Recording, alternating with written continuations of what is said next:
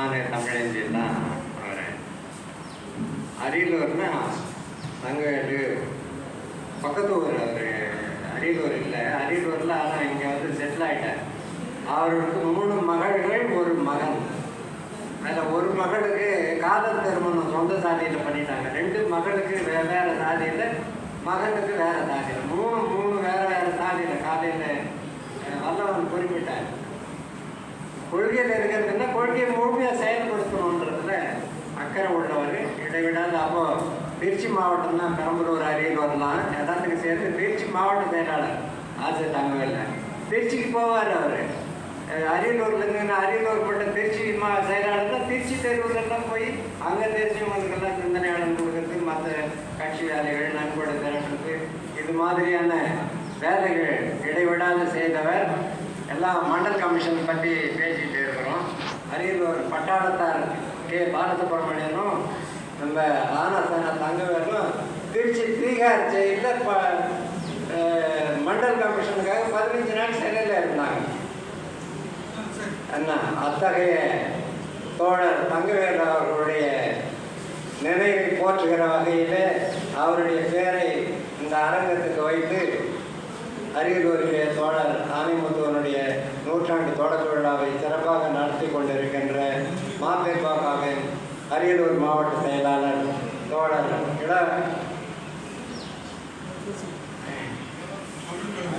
தமிழ்களம் இளவரசன் அவர்களே, மார்க்சிய பெரியாரிய பொது உடைமை கட்சியினுடைய பொதுச் செயலாளர் சித்தார்த்தன் அவர்களே, காலை நிகழ்ச்சிக்கு தலைமை தாங்கி நடத்திய பாராட்டா வல்லவன் அவர்களே, இங்கே இந்த நிகழ்வு நடைபெறுவதற்கு ஊக்கமளித்து உறுதுணையாக இருந்து கொண்டிருக்கின்ற புலவர் அரங்கநாதன் அவர்களே, மற்றும் இன்றைக்கு நிகழ்ச்சியிலே உரையாற்றிய தோழர்களே, இன்று இந்த வகுப்புரிமை நிகழ்வில் நிறைவுரையாற்ற இருக்கின்ற தோழர் கா மகிழன் அவர்களே, இந்த அழைப்பதில் அவருக்கு பேர் போடலை, அவருக்கு உடல்நிலை சரியில்லாத இருந்தது. இப்போது கொஞ்சம் சுமாராக இருக்குதுன்னு இந்த நிகழ்ச்சியில் கலந்துக்கிறதுனால இந்த நிகழ்ச்சியில் அவர் நிறைவுரையாற்ற இருக்கிறார்கள். அடுத்து நடக்கின்ற கூட்டாட்சி நிகழ்ச்சியில் சிறப்புரையாற்ற இருக்கின்ற பேராசிரியர் ஜெயராமன் அவர்களே, அவரது துணைவியார் சித்ரா அவர்களே, மற்றுமுள்ள தோழர்களே, உங்கள் அனைவருக்கும் எனது அன்பான வணக்கத்தை தெரிவித்துக் கொள்கிறேன். இந்த நிகழ்ச்சியில் வரவேற்புரையாற்றின தோழர் பகுத்தறிவாளன் சொன்னார், இந்த இடஒதுக்கீடு தொடங்கின ஒரு வரலாறு சொன்னார். 1885 காங்கிரஸ் கட்சி தொடங்கினாங்க. காங்கிரஸ் கட்சி தொடங்கும் போதே காங்கிரஸ் கட்சிக்காரங்க வச்ச கோரிக்கை என்னன்னு சொன்னால், இந்திய பதவிகளில் தாசில்தார், போலீஸ் சப் இன்ஸ்பெக்டர், இது மாதிரி எல்லா பதவியிலையும் ஆங்கிலேயர்கள் இருந்தார்கள், பிரித்தானியர்கள் இருந்தார்கள். அந்த இடத்துல இந்திய பணிகளில் இந்தியர்களை அமர்ந்து இந்தியன் பப்ளிக் சர்வீசஸ் அப்படின்றது தான் காங்கிரஸுக்கு கோரிக்கை. முதல் கோரிக்கை சுதந்திரம் வாங்குறதுலாம் இல்லை, அவங்க கோரிக்கை இந்திய பணிகளில் வெள்ளக்காரங்களே இருக்கிறாங்க, இந்தியர்களுக்கு கொடு அப்படின்றது தான் அவங்க கோரிக்கையாக இருந்தது. உடனே ஒரு ஆண்டுலேயே அந்த கோரிக்கை ஏற்றுக்கிட்டு வெள்ளக்காரன் கொடுத்தான் அவங்க கோரிக்கையை. அதில் என்ன ஆச்சுன்னா, எல்லா இந்துக்களே இருந்தாங்க. இஸ்லாமியர்கள் அப்போ பாகிஸ்தான், பங்களாதேஷ்லாம் பிரியல, எல்லாம் ஒன்றா இருந்தது. இஸ்லாமியர்கள் அப்போ 20%. அப்போ இந்தியாவுடைய மக்கள் தொகை 20 கோடி தான். என்ன 1900 முன்னாடி. அதனால் இஸ்லாமியர்களுக்கே ஒன்றுமே இல்லை. அதனால் காங்கிரஸில் இருந்த இஸ்லாமியர்கள்லாம் தனியாக போய் முஸ்லீம் லீக்னு ஒரு கட்சியை ஆரம்பித்து எங்களுக்கு இடஒதுக்கீடு கொடுன்னா. காங்கிரஸ்காரன் கேட்டால் வெள்ளக்காரனை ஒதுக்கிட்டு இந்தியர்களுக்கு கொடுன்னா, இந்தியர்கள்னால் இந்துக்கள் தானா, நாங்கள்லாம் இந்தியர்கள் இல்லையா அப்படின்னு முஸ்லீமுங்க தங்களுக்கு இடஒதுக்கீடு வேணும்னு கேட்டாங்க அந்த வேலைகளில். இதை பார்த்துக்கிட்டு இருந்த தமிழ்நாட்டில் சென்னை மாகாணத்தில் இருந்த நம்ம நீதி கட்சியினுடைய முன்னோர்கள் நடேச முதலியார், தியாகராய செட்டியார், டிஎம் நாயர், இவங்கெல்லாம் 1916 நீதி கட்சி ஆரம்பித்தாங்க. அதுக்கு முன்னாடியே அவங்க பார்ப்பனர்கள் முன்னேற்றத்துக்காக தனித்தனியாக பாடுபட்டு இருந்தாங்க.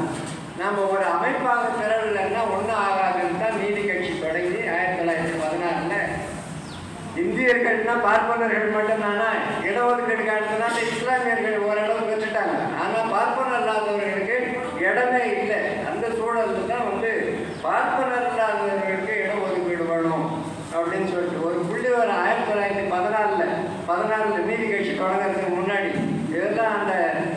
பிராமின் மேனிஃபெஸ்டோவில் இருக்கும்.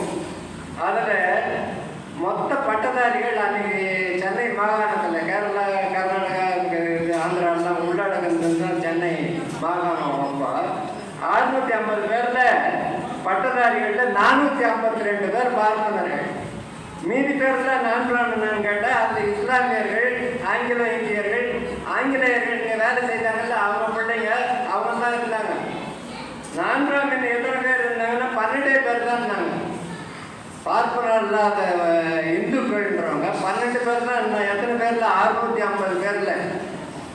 அதைத்தான் பார்த்து அவங்க நீதி கட்சி தொடங்க வேண்டிய கட்டாயம் ஏற்பட்டது. அந்தந்த காலகட்டத்துக்கு ஒவ்வொரு தேவை ஏற்படுது, அது ஒரு இயக்கம் தோன்றுது.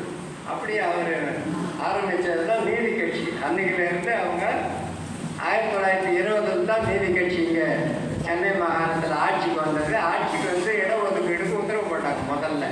ஆனாலும் அந்த இடஒதுக்கீடு கூட செல்லுபடி ஆகலை. அன்னைக்கு இடஒதுக்கீடு என்பது பார்ப்பனர் அல்லாத இந்துக்களுக்கு 5, இஸ்லாமியர்களுக்கு 2, ஆங்கிலோ இந்தியர்களுக்கு 12 இடமா பிரித்தாங்க. அதில் பார்ப்பனர் அல்லாத இந்துக்களுக்குன்னு போட்டு 44%, பார்ப்பனர்களுக்கு தனியாக 16%, 3% இருக்கிற பார்ப்பனர்களுக்கு 16% இடஒதுக்கீடு கொடுத்தோம். அவங்க இந்த செயல்படுத்தவில்லை. ஏன்னா அவங்க மொத்தமே அனுபவிச்சுக்கிட்டு இருந்தாங்க. எங்களுக்கு போய் 16 உள்ள பண்ணுறீங்களேன்னு. அவங்களுக்கு 3 கொடுக்கணும்னு நாம் சொல்கிறோம். ஆனால் 16க்கு அவங்க எடுத்தாங்க. அப்படியாக தொடக்கத்தில் இடஒதுக்கீடு வந்தது. அந்த இடஒதுக்கீடு தோழர்கள் குறிப்பிட்டார். 1950 புதிய அரசியல் சட்டம் வந்த பிற்பாடு கல்வியில் இருந்த இடஒதுக்கீடு நீதிமன்றத்தில் செல்லாதுன்னு சொல்லிட்டாங்க. அதனால சட்ட திருத்தம் பண்ணாங்க பெரியாருடைய போராட்டத்தில் அப்படின்னு சொல்லிட்டு. அம்பேத்கர் சட்டத்திலேயே 14 நாளில் வேலை வாய்ப்புக்கு இடஒதுக்கீடுக்கு வழி பண்ணியிருந்தார். ஆனால் வந்து மத்திய அரசாங்கம் அதை காதில் போட்டுக்கல. நேரு தலைமையிலான காங்கிரஸ் அரசாங்கம் இடஒதுக்கீடு செய்யலாம்னு அரசியல் சட்டத்தில் 16 நாளில் வேலைகளில் இருந்தோம். கல்வியில் இடஒதுக்கீடு செய்யலாம்னு 15 நாளுன்ற திருத்தம் வந்ததுக்கு பிற்பாடும் அதை பற்றி காதிலே போட்டுக்கல. அம்பேத்கர் அவர்கள் இது அவர் சட்ட அமைச்சர் பதவியிலிருந்து பதவி விலகும் போது 3 காரணங்கள் சொன்னார். அதில் பிற்படுத்தப்பட்டவர்களுக்கு இப்போ பட்டியல் வகுப்பினருக்கு பட்டியல் இருக்குது. என்னென்ன சாதிகள்லாம் பட்டியல் வகுப்பில் வர்றாங்கன்னு சொல்லிட்டு, பிற்படுத்தப்பட்டவங்களுக்கு அப்படி ஒரு பட்டியல் இல்லை. அப்படி ஒரு பட்டியல் தயார் பண்ணால் தானே இடஒதுக்கீடு கொடுக்க முடியும். அப்படி ஒரு பட்டியல் தயார் பண்ணுங்க அப்படி பண்ண சொல்லி ஏற்கனவே அம்பேத்கர் சொன்னார். ஆனால் கேட்கல அவங்க. அதையும் முன்வைச்சு தான் இன்னும் அம்பேத்கர் தாழ்த்தப்பட்டவங்க தலைவர் தானே, பிற்படுத்தப்பட்டவர்களுக்கு பட்டியல் தயார் பண்ணன்றத ஒரு காரணமாக சொல்லி அவர் பதவி விலகினார். அம்பேத்கர் பதவி விலகினதுக்கு அப்புறம்தான் 29/1/53 அதாவது ஒரு 2 வருஷம் கழிச்சு காக்கா கலேல்கர் தலைமையில் முதலாம் பிற்படுத்தப்பட்டவர் ஆணையம் அப்படின்னு ஒன்று நேரு நியமித்தார். அது ஒரு 2 ஆண்டு கழிச்சு ஒரு 2399 சாதிகளை பிற்படுத்தப்பட்டவர்கள் அப்படின்னு பட்டியல் தயார் பண்ணி ஒரு அறிக்கையை நேரு அரசாங்கத்துக்கு கொடுத்தாரு. நேரு அரசாங்கம் அந்த அறிக்கையை வாங்கி குப்பை தொட்டியில் போட்டார். இடஒதுக்கீடெல்லாம் கொடுக்கல. அது மட்டும் இல்லை, இந்த 15 நாள் சட்ட திருத்தம் பண்ணாங்களே, அப்போது நேரு என்ன பண்ணார், எல்லா மாநில முதலமைச்சருக்கும் கடிதம் எழுதிக்கிறார். நேர்முக கடிதம், டெமி அபிஷியல்னு சொல்லுவாங்கல்ல, அந்த நேர்முக கடிதம் எழுதி அரசியல் சட்டத்தில் இடம் பண்ணிக்கிறேன், இடம் பண்ணதுனாலே நீங்கள் இடம் கொடுக்கணும்னு அவசியம் இல்லை, அதனால கொடுக்க வேண்டிய அவசியம் இல்லைன்னு கடிதம் எழுதிக்கிறார் எல்லா மாநில முதலமைச்சர்களுக்கும். நேரு இடஒதுக்கீட்டுக்கு சட்டமும் கொண்டாந்துட்டார். அவர் நாடாளுமன்றத்தில் திருத்தம் பண்ணிட்டார்.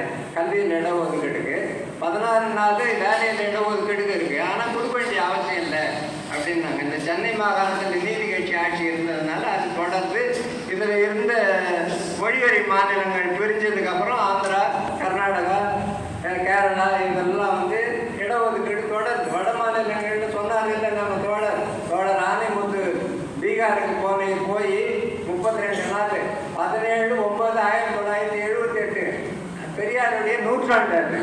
அன்னைக்கு தொடங்கி அப்போ பீகாரில் 32 மாவட்டம் தான் இருந்தது. தேர்தல் பிரச்சாரம் மாதிரி ஒவ்வொரு மாவட்டமாக போய் பரப்புரை பண்ணி அந்த 32 நாள் முடிச்சு 33ஆவது நாள் போராட்டம் பண்ணார் ஆனைமுத்து. அதுக்கு ஒத்துழைப்பு பண்ணவர் அங்கே பீகார் மாநில பிற்படுத்தப்பட்டோர் தலைவராக இருந்த ராம் அவதேசிங்கிறார். அவரு ஜனதா கட்சியில தான் எம்பி, ஜனதா கட்சி ஆட்சி தான் நடக்குது. ஆனால் அவரு பீகாரில் பில்தி செய்தி மூமெண்ட்னே பேர், அதுக்கு சிறை நிரப்பும் போராட்டம். 10,000 பேர் கைதானாங்க. சும்மா இடஒதுக்கீடு கொடுத்தல, கற்பூரி தாக்கூர் இடஒதுக்கீடு கொடுத்தாரு 20%. அந்த வட மாநிலங்களிலே பிற்படுத்தப்பட்டவர்களுக்கு அது வரைக்கும் இடஒதுக்கீடு இல்லாத இருந்துச்சு. 78 வரைக்கும் வட மாநிலங்களில் எந்த மாநிலத்திலையும் பிற்படுத்தப்பட்டவங்களுக்குன்னு இடஒதுக்கீடே கிடையாது. ஆனைமுத்து போய் தான் அரசியல் சட்டத்தில் இடம் இருக்குது. நாங்கள் சென்னை மாகாணத்தில் தமிழ்நாட்டில் அனுபவிச்சுக்கிட்டு இருக்கிறோம். நீங்கள் கேட்காத ஏமாடிகளாக இருக்கிறீங்களே, உங்களுக்கெல்லாம் மானம் இருக்குதா, ரோஷன் இருக்குதா, நீங்கள்லாம் என்ன சாப்பிட்றீங்க, இப்படிலாம் பேசுனாரு. அங்கே போய் பீகாரில் போய் நீங்கள்லாம் என்னத்துக்கு நாமெல்லாம் மனுஷங்க இல்லையா, பாப்பா தான் மனுஷனா அப்படின்லாம் சொல்லி அவங்களுக்கு உணர்வூட்டி பாட்னாவில் 10,000 பேர் அந்த போராட்டத்தில் கலந்து கைதானாங்க ஒரே நாளில். அந்த சிறை நிரப்பும் போராட்டத்தில் உடனே ஒரே வாரத்தில் இடஒதுக்கீடு கொடுத்துட்டாரு. அப்போ இருந்த கற்பூரி தாக்கூர் அவரும் ஜனதா கட்சிக்காரர் தான். கற்பூரி தாக்கூர் ஜனதா கட்சி தான். போராட்டம் பண்ண ராம் அவதேசிங்க அதுக்கு துணை நின்ற ஆனைமுத்து இங்கே போய் தூண்டி விட்டார். அவங்களுக்கு ஏற்கனவே உணர்வு இருந்தது, அவங்க தூண்டி விட்டார். அந்த ராம் அவதேசிங்க தான் தலைவராக வைத்து அகில இந்திய அனைத்து இந்திய பிற்படுத்தப்பட்டோர் பட்டியல் வகுப்பினர், பட்டியல் பழங்குடியினர், மத சிறுபான்மையினர் பேரவைன்னு வச்சு போய் பிரதிநிதித்துவம் பண்ணார். தமிழ்நாட்டிலேருந்து ஆனைமுத்து போனால் ஒரு மாநிலத்து காலத்தானே கேட்க வந்திருக்க அப்படின்னு புறக்கணிச்சிடுவான்றதுக்காக ஒரு அகில இந்திய அமைப்பை உருவாக்கினார் ஆனைமுத்து. அதற்கு உறுதுணையாக இருந்தவர் ஜனதா கட்சியிலே இருந்த பீகார்காரரான ராம் அவதேஷ். இங்கே சொன்னார், பிந்தேஸ்வரி பிரசாத் மண்டல், பிபி மண்டல் தலைமையில் கமிஷன் போட்டாங்க இல்லையா, அந்த கமிஷனுக்கு அவரை தலைவராக போடுறதுக்கு முன்னாடியே அவர் நாடாளுமன்ற உறுப்பினர். அவர் நாடாளுமன்ற உறுப்பினராக இருக்கும்போதே டெல்லியில் இருக்கிற அவர் வீட்டில் ஆனைமுத்து 2 தடவை பார்த்து நீங்கள் இந்த கோரிக்கையை இப்போ நாடாளுமன்றத்தில் எழுப்பணும், வலிமையாக குரல் கொடுக்கணும்னு சொல்லி வச்சுருந்தார். அதுக்கான ஆதாரம்லாம் கொடுத்தாரு. நாங்கள் சென்னை மாகாணத்தில் அந்த காலத்துலேருந்து 24 அனுபவிச்சுங்கிறோம். நீங்கள் வட மாநிலங்களில் இப்படி ஏமாளிகளாக இருக்கிறீங்களே, உங்களை மாதிரி தலைவர்கள்லாம் இருந்து என்ன பிரயோஜனம் அப்படின்லாம் போய் மண்டல்கிட்ட சொன்னார். அதுக்கப்புறம் தான் மண்டல அந்த குழுவுக்கு தலைவராக போட்டார். தலைவராக போட்டதுக்கப்புறமும் ஆனைமுத்து அங்கே போய் இந்த இதுக்கான ஆவணத்தெல்லாம் கொடுத்தாங்க. முதல்ல இந்த மண்டல் கமிஷன் பிறக்கிறதுக்கு காரணமே வந்து ஆனைமுத்து டெல்லிக்கு போகும்போதே கோரிக்கை விண்ணப்பம்னா ஒரு பேப்பரில் எழுதி போய் கொடுக்கறதில்ல, ஒரு 40-50 பக்கம் ஒரு ஆவணத்தை உருவாக்கி எப்படியெல்லாம் சென்னை மாகாணத்தில் இடஒதுக்கீடு இவ்வளோ காலமாக இருந்தது, அரசியல் சட்டத்தில் அதற்கான வாய்ப்பு வசதி ஏற்படுத்தப்பட்டு இருந்தும் அந்த உரிமை தராமல் மறுக்கப்படுகிறதுன்றதுக்காக புள்ளி விவரங்கள்லாம் கொடுத்து எவ்வளோ ஒன்றிய அரசில் எவ்வளோ பார்ப்பனர்கள் இருக்காங்க, இதர சாலையினர்லாம் எவ்வளோ இடம் பெற்று இருக்கிறாங்கன்றதுக்கெல்லாம் புள்ளி விவரங்களை திரட்டி கோரிக்கை ஆவணத்தை மொரார்ஜி தேசாய் 1/1/79 மண்டல் கமிஷன் போட்டார். அதுக்கு முன்னாடி 78லேயே மே 78 சஞ்சீவ் ரெட்டி கிட்ட ஆனைமுத்து முதல்ல டெல்லிக்கு போகும்போது ஆவணத்தை தயார் பண்ணி தான் எடுக்க போனார். ஏன்னா இந்திய அரசமைப்பு சட்டத்தில் இடங்குது, ஆனால் கொடுக்காத இருக்கிறோம். இங்கே நாம் அனுபவிச்சுங்க இல்லை, மாநிலத்துக்கு மட்டும் இடஒதுக்கீடு இல்லை. அந்த அரசியல் சட்டத்தில் 15 நாளில் வேலைக்கும் 16 நாள் வேலைக்கும் 15 நாள் கல்விக்கும் இடஒதுக்கீடு செய்யலான்றது சென்னை மாகாணத்துக்கு மட்டுமா? இந்தியா முழுக்க தானே அரசியல் சட்டம். ஆனால் சென்னை மாகாணத்தில் அனுபவிச்சுங்கிறோம், மும்பை மாகாணத்தில் அனுபவிச்சுங்கிறாங்க. ஆனால் வட மாநிலங்களில் இல்லை. நீங்கள் ஏமாற்றப்படுகிறீர்கள், நாம் பிற்படுத்தப்பட்டவர்கள் ஏமாற்றப்படுகிறோம். ஒன்றிய அரசு பணியிலே இல்லை, ஒன்றிய அரசு கல்வியிலே இல்லை. தோழர் வல்லவன் சொன்னார் 40 பரிந்துரை பண்ணாருன்னு, கல்வியிலேயும் தான் அவங்க பண்ணார். விபி சிங் போட்டது வேலையில் மட்டும்தான் இடஒதுக்கீடுக்கு உத்தரவு போட்டார் விபி சிங். ஏன் 27% கொடுக்கணும்? 50%க்கு மேலே கொடுக்கக்கூடாதுன்னு. 50%க்கு மேலே கொடுக்கக்கூடாதுன்னு ஏன்னா சட்டம் இருக்குதா என்ன? ஒரு சட்டமும் இல்லை. நீதிபதிகள் 7 பேர் கொண்ட ஒரு அமர்வு 50%க்கு மேலே போகக்கூடாதுன்னு சொல்றாரு. நானிமுத்து தான் சொல்லுவார். அப்படி அந்த லார்ஜர் பெஞ்ச் 7 ஜட்ஜிங்க 9 ஜட்ஜிங்க உட்காந்து விசாரிச்சா அது அரசியல் சட்ட அமர்வு அப்படின்றாங்க. 5 பேருக்கு மேலே இருந்தால் அது அரசியல் சட்ட அமர்வு. அதனால கேஸ் லாஸ்வாங்க அல்லது ஜட்ஜ்மேடு லா. நீதிபதிகள் உருவாக்குற சட்டம் அது சட்டத்துக்குரிய அந்தஸ்து அது கட்சி போடும். அதனால அது மீறக்கூடாது. இன்னைக்கு வரைக்கும் 50%க்கு மேலே போகக்கூடாது எந்த சட்டமும் கிடையாது. அந்த 7 பேர் கொண்ட ஜட்ஜிங்க கொண்ட தீர்ப்பு தான் அந்த 50%க்கு மேலே போடக்கூடாது. கிரீமி லேயர் வைக்கணும். விபி சிங் 90க்கு உத்தரவு போட்டாரே தவிர அது 94 தான் நடைமுறைக்கு வந்தது. ஏன்னா அந்த உத்தரவு போட்டதுமே உச்ச நீதிமன்றத்தில் வழக்குக்கு போயிட்டாங்க. இந்திரா சகானின்னு ஒரு வழக்கு படித்தவங்க பல பேருக்கு தெரிஞ்சிருக்கு. இந்திரா சகானி வழக்கு தான் அந்த தீர்ப்பு சொன்னாங்கன்னு சொல்லி அவங்க நீதிமன்றத்துக்கு கொடுத்தோம். உடனே உச்ச நீதிமன்றத்தில் தடை ஆணையை கொடுத்துட்டான். அதனால செயல்படுத்தலை. அதுக்கப்புறம் அதுக்குள்ள மொரார்ஜி தேசாய் போனார், சரண் சிங் வந்தார், சரண் சிங் போனார், இந்த இந்திரா காந்தி வந்தாங்க. அதுக்குள்ள நரசிம்மராவ் வந்துட்டார்.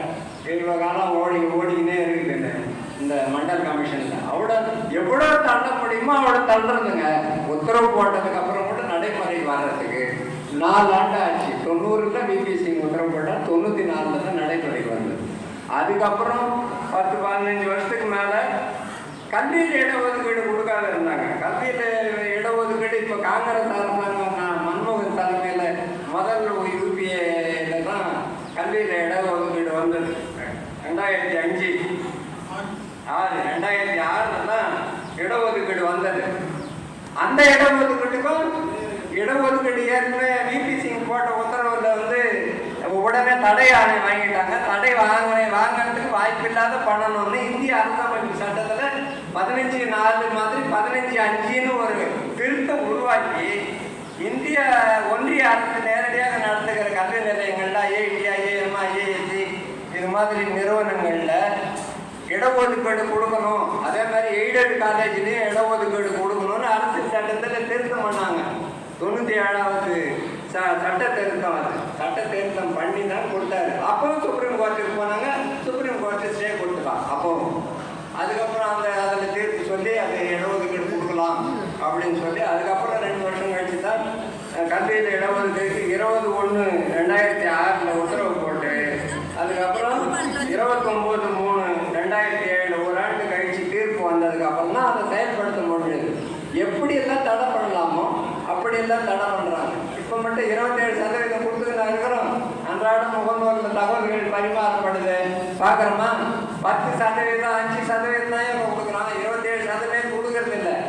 நாம் மொத்தத்திலேயே மக்கள் தொகைக்கு விகிதாச்சார இடஒதுக்கீடை பற்றி நாம் பேசிக்கிறோம். 52% பிற்படுத்தப்பட்ட 52% கொடுத்துடு அப்படின்னு கேட்குறோம்.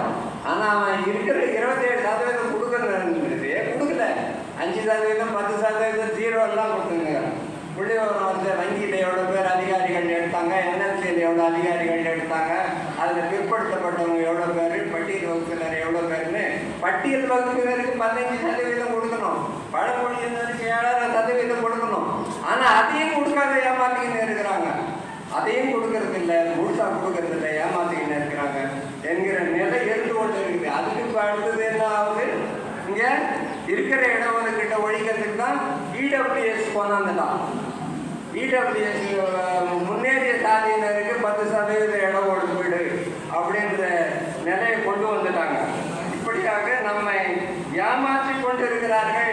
ஏன் ஏமாற்றிக்கிறோம்னா இந்த இந்திய அரசு என்பதே நடத்தப்படுவது பார்ப்பனர்களால். பனியாற்றும் பணம் வச்சுங்கிறான் முதலாளிங்க. அவன் பணம் கொடுக்குறான், நிர்வாகத்தை நடத்துகிறோம், பார்ப்பான் பனியா ஆட்சின்னு பெரியார் சொன்னது இன்னைக்கு வரைக்கும் 100% உண்மையாக நடத்த இருந்துக்கிட்டே தான் இருக்குது. ஏதோ அந்த காலத்தில் பெரியார் 25 சொன்னார், 35 சொன்னார், இப்போ எல்லாம் மாறி போச்சு அப்படின்னு சொல்லி ஏமாந்து போகக்கூடாது. இன்னைக்கு அதே தான் நிலைமை இருந்துகிட்டு இருக்குது. அதில் ஒன்றும் மாற்றமே கிடையாது. இப்படி இந்த சமுதாயத்துக்கு இதில் பண்ணோன்னா இன்னொரு செய்தி கூட தோழர் சொன்னார். தனியார் மயம், எல்லாத்தையும் தனியார் கொடுத்துட்டா இடஒதுக்கீடாவது வெங்காயமாகுது. இடஒதுக்கீடு கொடுக்க மாட்டேன்னு சொல்றதுக்கு பதிலாக எல்லாத்தையும் தனியார் மயப்படுத்திட்டு. அதே மாதிரி இந்த இடபிள்யூஎஸ் இது ரெண்டுத்தையும் வச்சு தீர்த்து காட்டுறதுலேயே இந்த 10 ஆண்டு காலமாக இருக்கிற முழு பார்ப்பனை ஆட்சி, அது காங்கிரஸ் ஆட்சி அறவர பார்ப்பனை ஆட்சி, இது முழு பார்ப்பனை ஆட்சி இந்த 10 ஆண்டா நடக்கிறது. அதனால எவன் ஆட்சியில் இருந்தாலும் உரிமை மறுக்கப்பட்டவர்கள் உரிமை உணர்வு பெற்று எழுந்தால் வழியே நமக்கு ஒன்றும் கிடைக்காது. எவன் ஆட்சியில் இருந்தால் என்ன காங்கிரஸ் இருக்குதோ அது கல்வி யாரானா இருந்துட்டு போட்ட பாஜக இருக்கிறான். இது கொஞ்சம் கொஞ்சம் வித்தியாசம் தானே தவிர ஒன்றும் இந்திய அரசு இருந்ததுக்கு ஒரே குணம் சொன்னான், அது ஒன்றும் மாற்றமே கிடையாது. அது இந்திய அரசு எந்திரம் உடைக்காத வரைக்கும் இந்த நாட்டில் சமத்துவமே வரவே வராது. அது வராது இருக்கிறதுக்கு தான் அப்படி இருக்கிறார்கள் என்று சொல்லிக்கொண்டு ஆனைமுத்துவனுடைய நூற்றாண்டு இல்லையா, ஆனைமுத்து எழுத்து விஷயங்களை சொன்னார்ன்றதுக்காக சொல்லுவாங்க. சமுதாய உரிமை, கல்வி உரிமை, அரசியல் உரிமை, அரசியல் ஆட்சி உரிமை இதெல்லாம் மீட்டெடுப்போம்னு சொன்னது யாருன்னா தியாகராயன். இன்னைக்கு வரைக்கும் நமக்கு அதெல்லாம் கிடைக்கல. அதை ஆனைமுத்து எடுத்து சொன்னார்கள். உரிமை உணர்ச்சி பரப்பினார்கள். விழித்தெழு வீறுகொள் என்றால் வீண்டே கடை. இது யார் சொன்னது? டிஎம் நாயர் சொன்னார். எப்போ 26ல். ஆனால் இன்னைக்கு வரைக்கும் அதே நிலைமையில தான் அது 16ல் அவர் சொன்னது. அதுவும் அப்படியே தான் இருக்குது. பெரியார் என்ன சொன்னாரு? வகுப்பு வாரி உரிமை நம் பிறப்புரிமை அப்படின்னு சொன்னார். வகுப்பு வாரி உரிமை நமது பிறப்புரிமைன்னு சொன்னார். அது எல்லாத்தையுமே நாம சும்மா பேசுறதுக்கு எனக்கு விஷயம் தெரியும் சொல்றதுக்கு தான் பயன்படுத்தணுமே தவிர அதை மக்களுக்கு விழிப்புணர்வு ஊட்டி மக்களை திரட்டி போராடணுன்றது ஆனைமுத்து அவர்கள் போராடின மாதிரி போராடுறதுக்கு நாம் முன் வரலன்னு சொன்னால் நமக்கு இருக்கிற உரிமையும் போயிடும் என்பதை சொல்லிக்கொண்டு நான் இந்த மாநாட்டில் ஒரு தீர்மானம், 2 தீர்மானங்கள், 3 தீர்மானம், வகுப்புரிமைக்கு ஒரு தீர்மானம், ஆனைமுத்து நூற்றாண்டுக்கு ஒரு தீர்மானம், கூட்டாட்சி பற்றி ஒரு தீர்மானம் இருக்கிறது. இந்த 2 தீர்மானத்தை மட்டும் நான் இங்கே படித்து காட்ட விரும்புகிறேன். தோழர் வே. ஆனைமுத்து, பெரியாரியல் அறிஞர் தோழர் வே. ஆனைமுத்து அவர்கள் நூற்றாண்டில் அவர் ஆற்றிய ஒப்பரிய பணிகளை முன்னெடுப்போம். பெரியாரியலை ஒரு மெய்யியலாக நிலைக்கச் செய்ததில் ஒரு விடிவெள்ளி தோழர் வே. ஆனைமுத்து. மார்க்சிய ஒளியில் பெரியாரியலை பொருத்தி காட்டி விளக்கிய அறிஞர் தோழர் வே. ஆனைமுத்து. 1947 முதல் சுயமரியாதை ஈடுபாடு கொண்ட தோழர் வே. ஆனைமுத்து 1962 முதல் 1973 வரை பெரியாருடன் அணுக்கமாக பழகிடும் வாய்ப்பை பெற்றவர் ஆவார். பெரியாரின் தெரிந்தெடுக்கப்பட்ட எழுத்துக்களையும் பேச்சுக்களையும் தொகுத்து பெரியாரின் ஒப்புதலையும் பதிப்புரிமையையும் பெற்று 2100 பக்கங்களில் 3 தொகுதிகளாக 1/7/1974 வெளியிட்டார். பின்னர் விடுபட்டவற்றையும் சேர்த்து 9300 பக்கங்களில் 20 தொகுதிகளாக 2009 மறுபதிப்பு செய்து வெளியிட்டார். ஆங்கிலத்தில் தனஞ்செய்கர் எழுதிய டாக்டர் B.R. அம்பேத்கர் வாழ்க்கை வரலாற்று நூலை முதலில் 1992 தமிழில் வெளியிட்டு பரப்பியவர் தோழர் வே. ஆனைமுத்து ஆவார். 1957 நவம்பர் 26 அன்று பெரியார் நடத்திய அரசமைப்பு சட்டத்தில் சாதிய அமைப்பை பாதுகாக்கும் விதிகளை எரிக்கும் போராட்டத்தில் பங்கேற்று எரித்து அதற்காக 18 மாதங்கள் சிறை தண்டனை அனுபவித்த களப்போராடி தோழர் வே. ஆனைமுத்து. ஒன்றிய அரசு பணிகளிலும் பொது துறைகளிலும் வேலை வாய்ப்பில் பிற்படுத்தப்பட்ட வகுப்பினருக்கு 27 விழுக்காடு இடஒதுக்கீடு கிடைத்திட வித்திட்டவர் தோழர் வே. ஆனைமுத்து அவர்கள் ஆவார்கள். அதற்காகவே தோழர் ஆனைமுத்து அவர்கள் சில ஆண்டுகள் வடபுலத்திலே தங்கியிருந்து அரும்பணி ஆற்றினார் என்பது அறிந்ததே. தமிழ்நாட்டு அரசு பணிகளிலும் கல்வியிலும் பிற்படுத்த வகுப்பினருக்கு இடஒதுக்கீடு 31 விழுக்காடாக இருந்ததை 50 விழுக்காடாக உயர்த்திட அடித்தளமாக விளங்கியவர் தோழர் வே. ஆனைமுத்து. மாநிலங்களின் தன்னாட்சி உரிமைகளுக்காக தோழர் வே. ஆனைமுத்து அவர்கள் உயர்த்தி பிடித்த இந்தியாவில் பொது உடைமை மலர மார்க்சிய பெரியாரிய நெறியில் தேசிய இன வழிபட்ட சம உரிமை உடைய சமதர்ம குடியரசுகள் ஒருங்கிணைந்த உண்மையான கூட்டாட்சி அமைய ஆவணம் செய்வோம் என்ற அவரது குறிக்கோளை மக்களிடையே பரப்புவோம், அதற்காக பாடுபடுவோம். மார்க்சிய பெரியாரிய பொதுவுடைமை கட்சியின் பொதுச் செயலாளராக 45 ஆண்டுகள் செயலாற்றியவரும் சிந்தனையாளர் ஆசிரியராக இருந்து 47 ஆண்டுகள் சீரிய முறையில் இதழை நடத்திய பெருமைக்குரியவருமான பெரியாரியல் அறிஞர் தோழர் வே. ஆனைமுத்து அவர்களின் நூற்றாண்டு 21/6/2024 தொடங்கியது. தோழர் வே. ஆனைமுத்து அவர்களின் நூற்றாண்டில் அவர் ஆற்றிய ஒப்பரிய பணிகளை பரப்பிடுவோம், அவற்றை முன்னெடுப்போம் என்பது அவர் நூற்றாண்டு ஒட்டிய தீர்மானம். இடஒதுக்கீடை பொறுத்தவரை ஒன்றிய அரசே சாதிவாரி மக்கள் தொகை கணக்கெடுப்பு நடத்தி வகுப்பு வாரி விகிதாச்சார இடப்பங்கீடு வழங்குக. இடஒதுக்கீடு என்பது சென்னை மாகாணத்தில் 1916 நீதி கட்சி தொடங்கிய காலத்திலிருந்து உள்ள ஒரு முதன்மையான வெகு மக்கள் நலன் சார்ந்த கோரிக்கையாகும். 1920 நீதி கட்சி ஆட்சிக்கு வந்ததும் அரசு வேலைகளில் வகுப்புவாரி இடஒதுக்கீடு ஆணை பிறப்பித்தது. 1927 முதல் 29க்குள் எல்லா துறைகளிலும் இது நடைமுறைப்படுத்தப்பட்டது. வகுப்புவாரி உரிமை நம் பிறப்புரிமை என்ற முழக்கத்தை பெரியார் 1925 முதல் எழுப்பி பார்ப்பனர்களாத மக்களுக்கு எழுச்சியூட்டி வந்தார். தன் வாழ்நாள் முழுவதும் இக்கொள்கையில் வழிகாட்டியாகவும் களப்போராளியாகவும் விளங்கினார். மார்க்சிய பெரியாரிய பொதுவுடைமை கட்சியின் பொதுச் செயலாளராக விளங்கிய தோழர் வே. ஆனைமுத்து அவர்கள் 8/8/76 பெரியார் சம உரிமை கழகம் 1988 மார்க்சிய பெரியாரிய பொதுவுடைமை கட்சி என தனி அமைப்பு தொடங்கிய போதிலிருந்து வகுப்புவாரி உரிமை போராட்டத்திற்கு முதன்மை அளித்து வந்தார். அரசமைப்பு சட்ட விதிகள் 16(4), 15(4) ஆகியவற்றின்படி ஒன்றிய அரசின் வேலைகளிலும் கல்வி நிறுவனங்களிலும் பிற்படுத்தப்பட்ட வகுப்பினருக்கு அரசாணைகள் மூலமே இடஒதுக்கீடு வழங்க முடியும் என்கிற புரிதலின் அடிப்படையில் அதற்கு செயல் வடிவம் அளிக்கும் திட்டத்துடன் புதுடெல்லிக்கும் வடமாநிலங்களுக்கும் பயணங்கள் மேற்கொண்டார். அதன் விளைவாக 19/8/1978 அனைத்திந்திய பிற்படுத்தப்பட்ட வகுப்பினர், பட்டியல் வகுப்பினர், பழங்குடியினர் மற்றும் மதச்சிறுபான்மையினர் பேரவை என ஓர் அமைப்பை உருவாக்கினார். அந்த அமைப்பின் தலைவராக பீகார் நாடாளுமன்ற உறுப்பினராக விளங்கிய ராம் அவதேஷ் சிங் அவர்களின் உற்ற துணையுடன் வடமாநிலங்களில் இக்கோரிக்கைக்கு பெரும் எழுச்சியை ஏற்படுத்தினார். தோழர் வே. ஆனைமுத்து அவர்களின் கடும் முயற்சியின் விளைவாக 1/1/79 பிற்படுத்தப்பட்ட வகுப்பினருக்கான ஆணையம் அமைக்கப்பட்டது. தோழர் வே. ஆனைமுத்து அவர்களின் இடையில்லா உழைப்பின் பயனாகவும் அதில் அக்கறை கொண்டுள்ள அமைப்புகள், கட்சிகள் போராட்டத்தினாலும் ஒன்றிய அரசு பணிகளிலும் பொதுத்துறை வேலை வாய்ப்பிலும் பிற்படுத்தப்பட்ட வகுப்பினருக்கு 27 விழுக்காடு இடஒதுக்கீடு அளிக்கப்பட வி.பி. சிங் அவர்கள் 13/8/90 ஆணை பிறப்பித்தார்.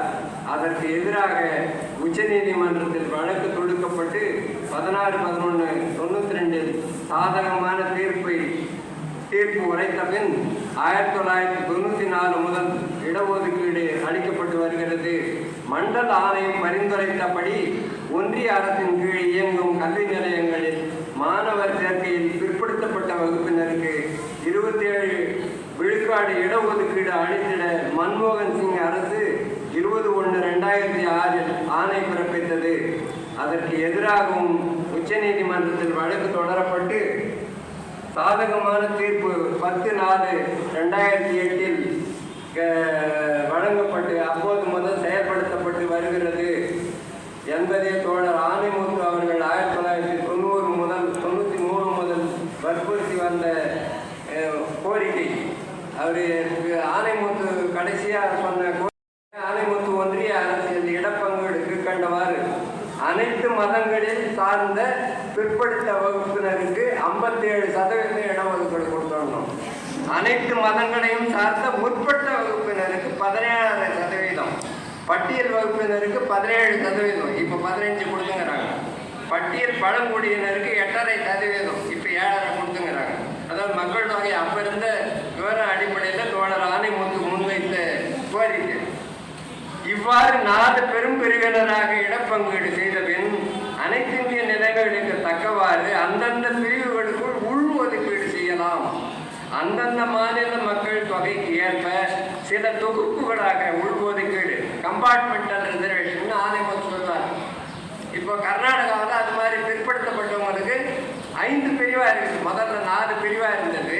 பிற்படுத்தப்பட்டவங்களுக்குள்ளே 1, 2, 3, 4ன்னு ஒவ்வொரு தொகுப்பாக வச்சுருக்காங்க. அதுதான் கம்பார்ட்மெண்டல் ரிசர்வேஷன் சொல்கிறோம். அது மாதிரி உள் ஒதுக்கீடு கொடுத்துக்கலாம். பிற்படுத்தப்பட்டவங்களும் ஒரே கேட்டகரி கொடுத்துட வேண்டியது. அதுக்குள்ளே ஒரு 4, 3, 5 அந்தந்த சூழ்நிலைக்கு தகுந்த மாதிரி கொடுக்கணும்னு.